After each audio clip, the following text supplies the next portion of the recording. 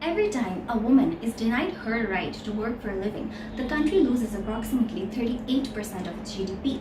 Every time a woman is denied her right to education, the country's human capital is reduced to approximately half.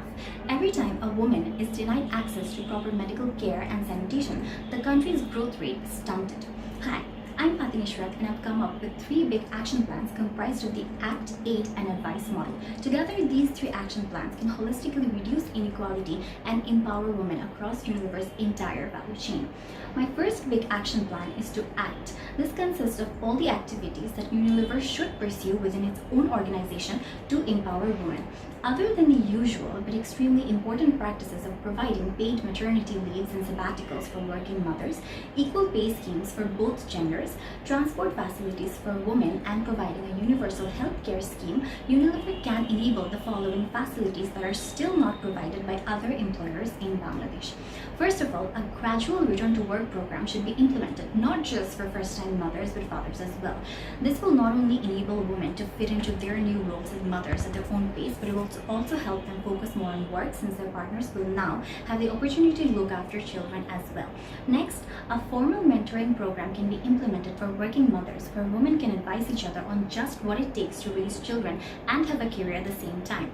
There should also be company-sponsored daycares and lactating rooms to help mothers once they do decide to return to work. Other than that, menstrual product vending machines should be installed in all female washrooms to help women on their periods. Unilever should also implement an organizational culture that supports whistleblowing on sexual harassers. All cases of reported sexual harassment should be investigated, followed by prompt action. And finally, Unilever should send out thank you notes to every woman working in all parts of their value chain to motivate them at least once a year. My next big action plan is to aid. This consists of all the partnerships that Unilever can undertake to empower women, not just working in their own offices, but women throughout the country who are all ultimately consumers of Unilever products. Now, Unilever already has several partnerships in place that work toward women empowerment, such as their partnership with UN. However, there are also several other collaborations that they should look into. Women today do 70% of the work, but they receive only 10% of the income because they lack the opportunities to gain the same skills and knowledge as men, and so they simply cannot compete. This action plan will focus on forming strategic partnerships with organizations in Bangladesh that focus on educating women at the grassroots level to help them develop skills.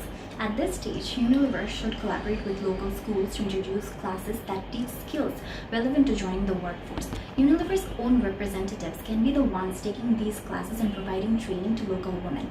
Upon the completion of these courses, the women from the bottom of the pyramid can be injected towards Unilever's own distribution channel by being employed as sales representatives who will sell Unilever products on a door-to-door basis, or they can also play a very important role in the manufacturing process by working in one of Unilever's many factories.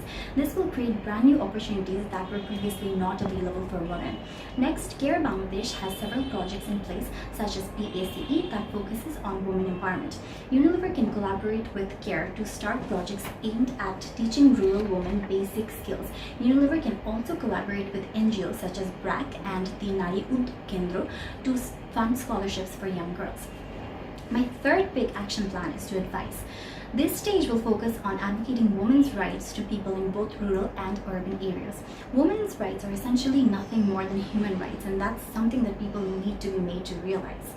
Unilever has a very wide reach, which it can put to use by enforcing community leaders from all sectors, particularly the corporate sector, to talk about issues such as violence against women and sexual harassment, just to name a couple.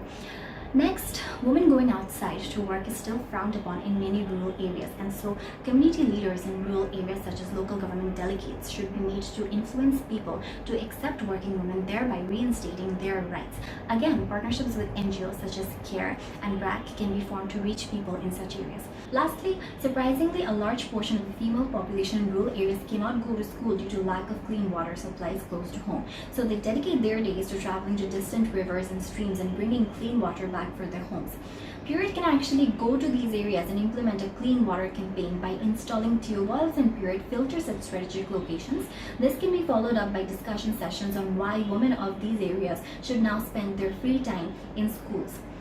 This will ultimately result in a rippling effect throughout society when these women ultimately begin to give back to their families, their economies, and their countries. Thank you very much.